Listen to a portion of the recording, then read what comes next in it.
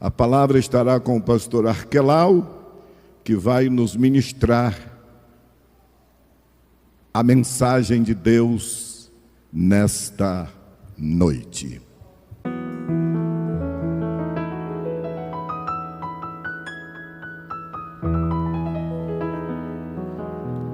Cumprimento a todos com a paz do Senhor. Em pé como estamos, convido-os a abrir a Bíblia no livro de Apocalipse, capítulo 1.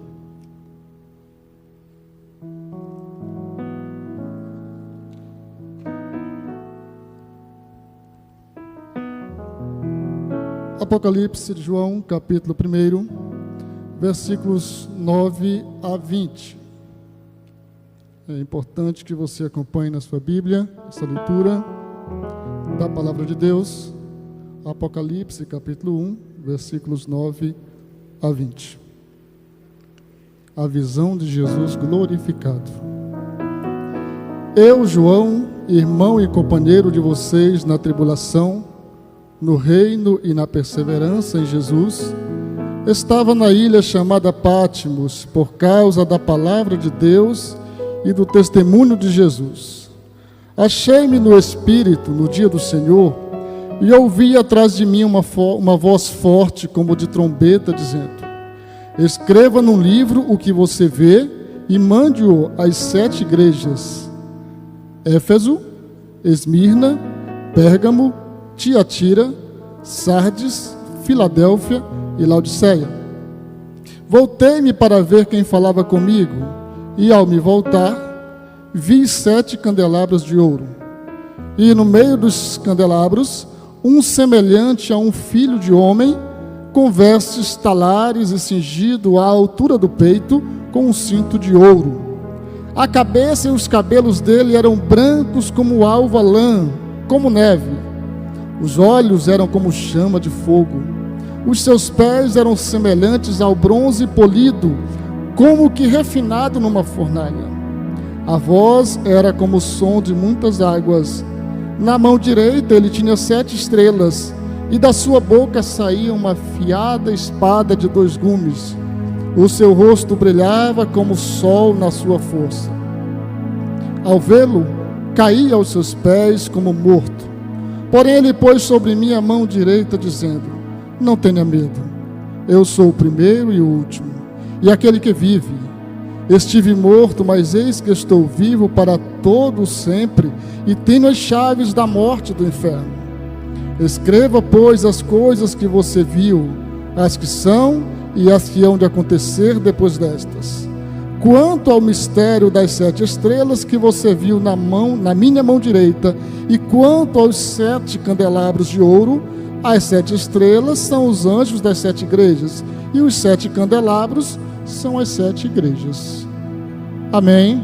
Palavra de Deus revelada a João por Jesus. Pode sentar, muito obrigado. É sempre uma alegria, uma satisfação poder cooperar na palavra de Deus, e também uma grande responsabilidade por ser a palavra de Deus e por ser exatamente um momento especial para esta explanação, e por ter também aqui pastores, expositores da palavra muito mais aprofundados nesta palavra. Mas nós vamos meditar nesse momento um pouco sobre a visão de Jesus glorificado. O livro de Apocalipse é um livro que não é de muita fácil pregação, não é? Eu, particularmente, talvez seja até a primeira vez que me atrevo a pregar em Apocalipse. Mas não é minha pretensão exatamente me aprofundar no que tem muito depois desse capítulo que lemos. Queremos focar exatamente nesta manifestação maravilhosa de Jesus ao velhinho, ao João. Tem um cantor antigo, Luiz Castilho, que ele tem muitos hinos que ele escreve sobre João, e ele chama de velhinho, né? O velho João. De fato, ele já era um ancião perto dos 100 anos, aí, entre seus 90 ou 100 anos. E esse João estava na ilha de Pátimos, como ele mesmo se apresenta. O primeiro versículo do capítulo 1 João não fala de si.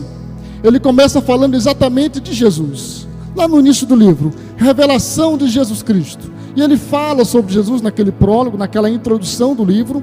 E no versículo 9, ele fala um pouco sobre a sua situação. E ele se localiza para os seus leitores. E ele diz o seguinte: eu, João, companheiro e irmão de vocês, na aflição e na perseverança, estava numa ilha chamada Pátimos, por causa da palavra de Deus e por causa do testemunho de Jesus Cristo. João começa apresentando exatamente o que ele estava fazendo naquela ilha e porque ele estava submetido àquela separação da sociedade. Nós conhecemos a história dos discípulos, sabemos que nesse momento aqui, todos os demais apóstolos já haviam morrido, já haviam sido martirizados. E nós temos João como sendo o último discípulo de Jesus, o último que vai nos trazer uma revelação maravilhosa no último livro da Bíblia. E João destaca que ele era irmão e companheiro dos seus leitores na tribulação, no reino, na perseverança, mas exatamente ligado com eles, ligado a eles pela pessoa de Jesus Cristo. Irmão e companheiro de vocês na tribulação, no reino e na perseverança em Jesus. Estava na ilha de Pátimos por causa da palavra de Deus e do testemunho de Jesus. Achei-me no Espírito no dia do Senhor. E entendemos que era exatamente um dia de domingo, quando João estava numa situação mais espiritual do que em outras, e ele então recebe a revelação de Jesus. Mas esse João, que estava na ilha de Pátimos, ele é também conhecido de nós como o apóstolo do amor. Nós o conhecemos como aquele que escreveu as 3 epístolas, aquele que escreveu o 4º evangelho, que leva o seu nome. E esse João estava agora numa situação de isolamento por causa da palavra de Deus e por causa do testemunho de Jesus. Quando falamos em testemunho hoje em nossos dias, nós temos sempre aquela ideia de anunciar, de falar de Jesus. Mas no contexto da igreja primitiva, ser testemunha de Jesus era exatamente ter a disponibilidade para também ser um mártir por causa da palavra de Deus. E esse é exatamente o João, que era uma testemunha de Jesus, não uma mera testemunha, mas alguém que se disponibilizou, que estava disposto a ser um mártir por causa da palavra de Deus.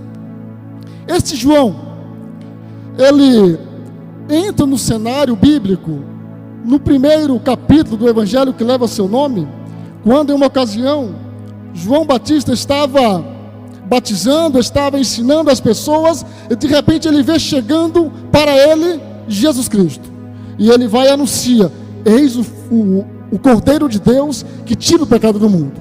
E ele fala sobre Jesus, e os seus discípulos ouviram ele falando sobre Jesus. No dia seguinte, João estava novamente com 2 dos seus discípulos, e ele avista Jesus novamente, e ele fala: eis ali o Cordeiro de Deus que tira o pecado do mundo. E o autor do 4º evangelho diz que um daqueles discípulos era André, irmão de Pedro, e presumivelmente o outro discípulo era exatamente João, que também certamente era um discípulo de João Batista. E quando ele ouve João Batista falando de Jesus, ele então passa a seguir Jesus.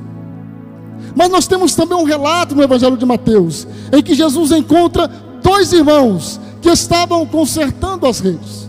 Nós temos um quarteto bem interessante entre os discípulos, que são os 2 irmãos Pedro e André, e os 2 irmãos João e Tiago.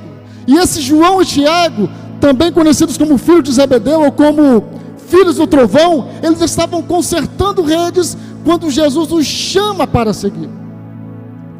E isso tem algo muito interessante para nós, porque eles não eram meros pescadores, eles não eram meros operários que lançavam as redes e que colhiam os peixes, mas eles eram também pessoas que tinham a habilidade para consertar as redes com a qual eles trabalhavam.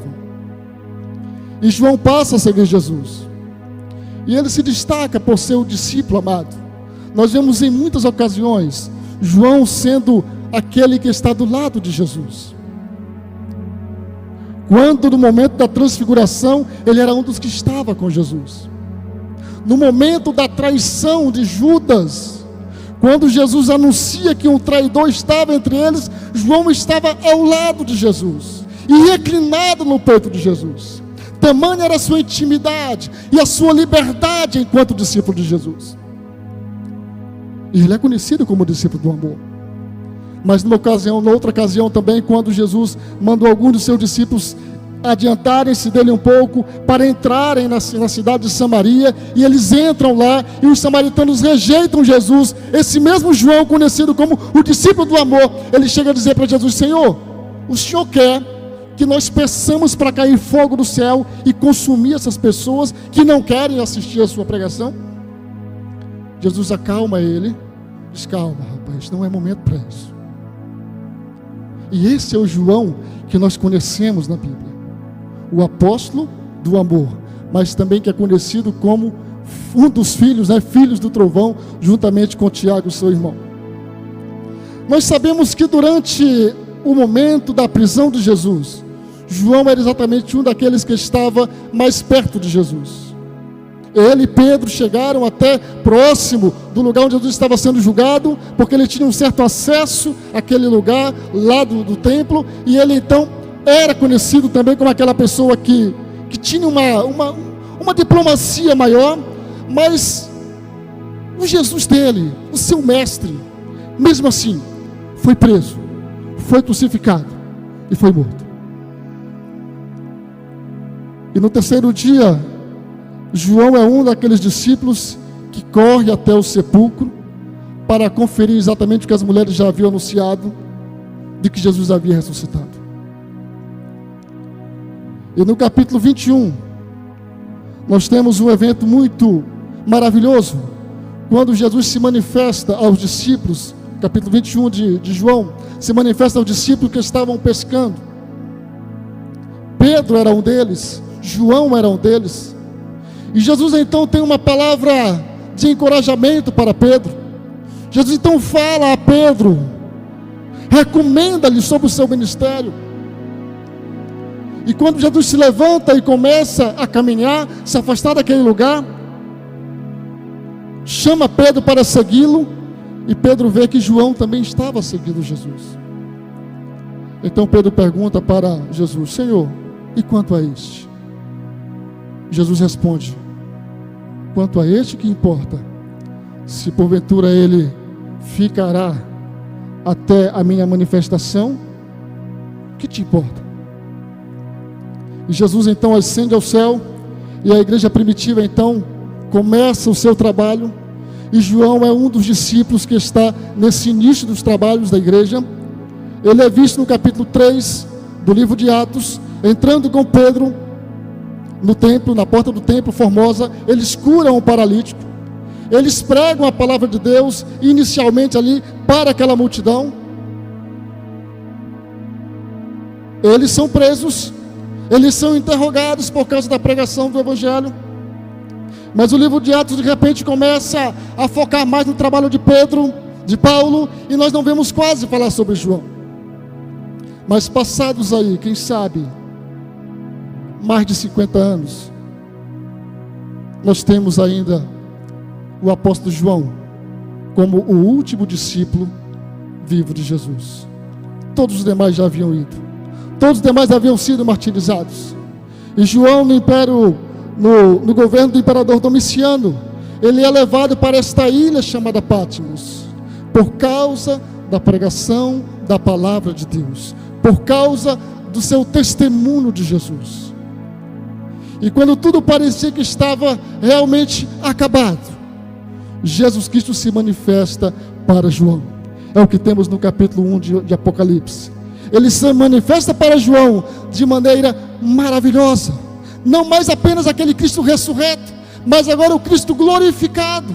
Porque quando ele chega para João, que se manifesta para João, a glória de Jesus é tão grande, que quando ele vê Jesus, quando ele avista Jesus, quando ele contempla Jesus, diz a Bíblia que ele caiu como morto aos pés de Jesus, porque ele tinha uma presença gloriosa de Jesus, o Jesus glorificado. Jesus então traça para João o que viria depois daqueles dias para a igreja do Senhor. E disse para ele: João, escreva as coisas que vistes, as que são e as que virão depois destes dias.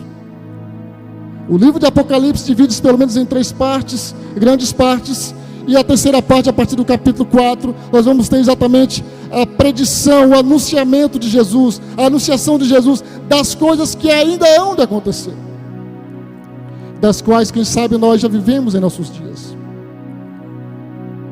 Quando, ainda que não haja um consenso quanto ao momento da manifestação de Jesus, da volta de Jesus, desse retorno glorioso dele, se antes ou depois da grande tribulação, acreditamos que será antes da grande tribulação, mas há um consenso de que ele voltará, de que ele virá, de que ele retornará para buscar a sua igreja. E é isso que ele manifesta para João, e no último capítulo de Apocalipse, quando ele diz: aquele que testifica estas coisas diz: certamente cedo vem. Glória a Jesus para sempre. Meus queridos e amados irmãos e ouvintes da palavra de Deus, nós nunca estivemos tão perto da volta de Jesus como estamos em nossos dias. Nós temos visto exatamente o cumprimento da palavra de Deus. Nós temos visto o cumprimento das profecias, tanto do Antigo quanto do Novo Testamento. E Ele está às portas. Ele está para vir buscar a sua igreja. Ele tem se manifestado já a muitas pessoas. Nos últimos dias nós temos perdido irmãos e irmãs que têm partido, que já têm estado com o Senhor. E nós acreditamos que se Ele voltar nesses dias, ou ainda que Ele demore um pouquinho, quando chegarmos lá, quem sabe eles dirão para nós: nós acabamos de chegar. Porque o Jesus que prometeu voltar, Ele voltará para buscar a sua igreja. Você que ainda não está preparado, você que ainda está titubeando entre 2 pensamentos, como no tempo do profeta Elias, decida-se por Cristo hoje. Nós temos a oportunidade de decidir a nossa vida por Cristo. Nós temos nos evangelhos alguns relatos que nos mostram a opção que a pessoa tem ao encontrar Jesus. Nós temos um homem chamado Nicodemos, que encontrou-se com Jesus, e ao encontrar-se com Jesus, ele teve a sua vida transformada e modificada. Mas nós temos também um jovem rico, que a Bíblia não revela o seu nome, que ele também teve um encontro com Jesus. Mas quando ele foi confrontado por Jesus sobre a necessidade de negar-se a si mesmo, tomar a sua cruz e seguir a Jesus, ele entristeceu-se. Nós temos na Bíblia um homem chamado Zaqueu, que ao ter um encontro com Jesus, antes de qualquer palavra de Jesus, ele disse: tudo que eu tenho e aquilo que eu tomei de alguém, eu vou restituir. Mas nós temos também 9 leprosos que tiveram o mesmo encontro que um deles. 10 leprosos foram curados por Jesus. Um voltou para agradecer, mas 9 escolheram não voltar para agradecer. A partir do momento que você ouve a palavra de Deus, que você tem acesso à mensagem da cruz, você só tem 2 opções: aceitar a Jesus ou rejeitá-lo. Mas você não é mais a mesma pessoa que você era até você se deparar com a cruz de Cristo. A cruz de Cristo, ela marca a sua vida. A cruz de Cristo, ela marca a vida do ser humano, porque ele tem a oportunidade de aceitá-lo ou rejeitá-lo. Ainda que com a sua omissão em aceitá-lo, ele está rejeitando. Que nesta noite você tenha a graça de Deus para entregar sua vida a Jesus. Você que ainda não entregou sua vida a Cristo, e você que porventura está ainda titubeando entre 2 pensamentos, Jesus está às portas. Aquele que testifica estas coisas diz: certamente cedo vem. Amém.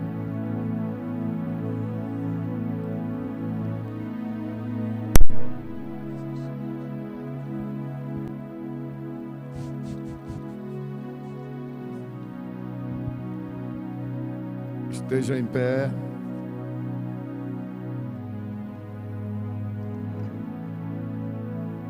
Nós vamos cantar quando Ele estendeu sua mão para mim.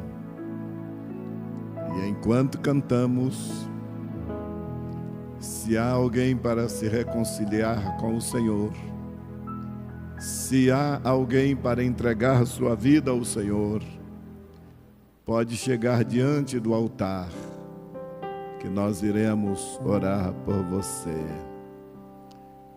Cante com alegria, cante com fervor, louvando ao Senhor. Obrigado, pastor Arquelau, pela contribuição nessa noite, nos trazendo a palavra do Senhor. Deus te recompense abundantemente. Louvemos a Deus.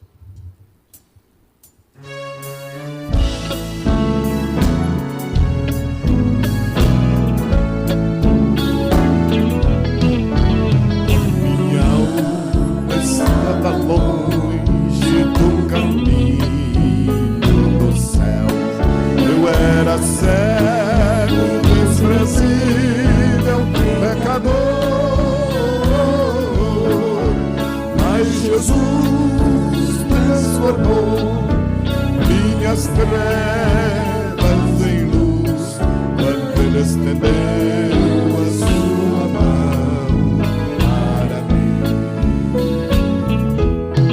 Quando Jesus estendeu a sua mão, quando Ele estendeu a sua mão para mim,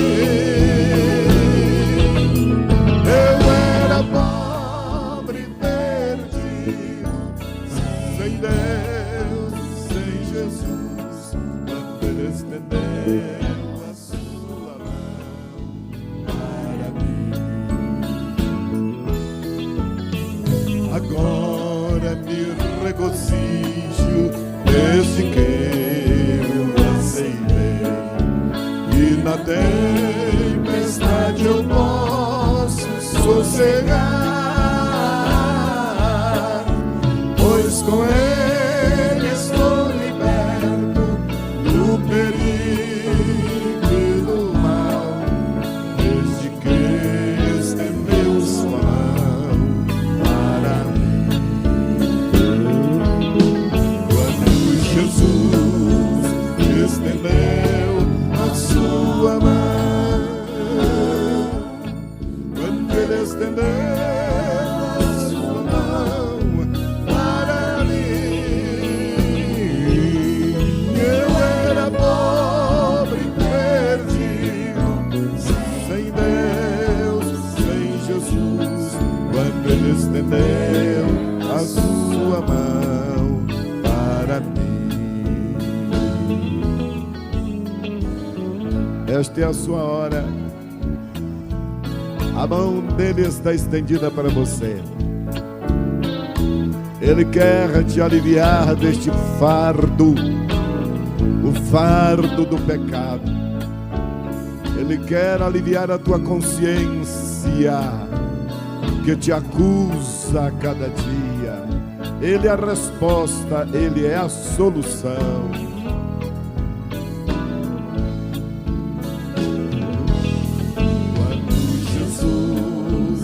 Estendeu a sua mão,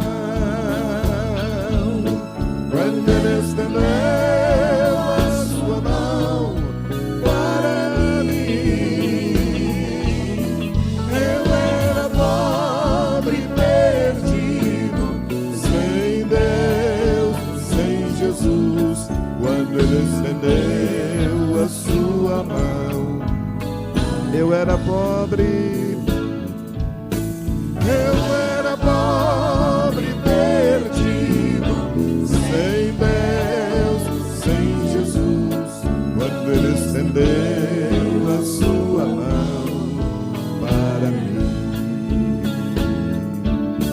Quando Ele estendeu a sua mão para mim.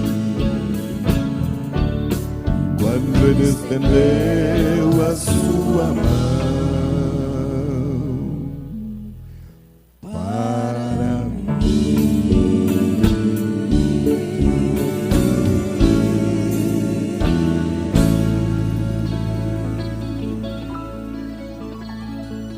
Glória a Deus. A mensagem foi transmitida, você ouviu, mas cabe a cada um fazer a sua decisão por Cristo. Quando Jesus estendeu a sua mão, quando Ele estendeu a sua mão para mim,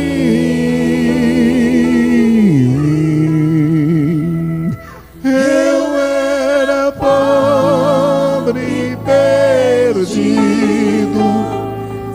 sem Deus, sem Jesus. Quando Ele estendeu a sua mão para mim, quando Jesus estendeu a sua mão,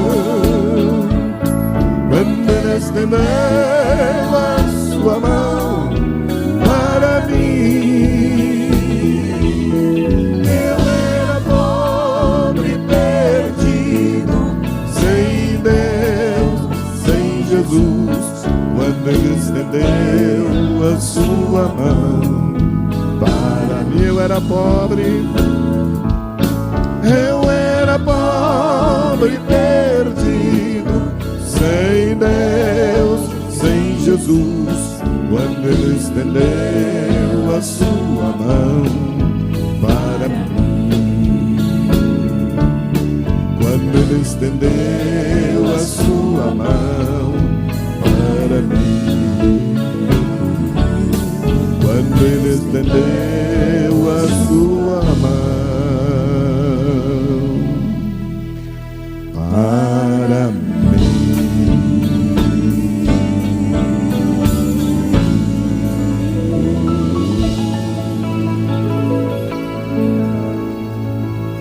Glória a Deus.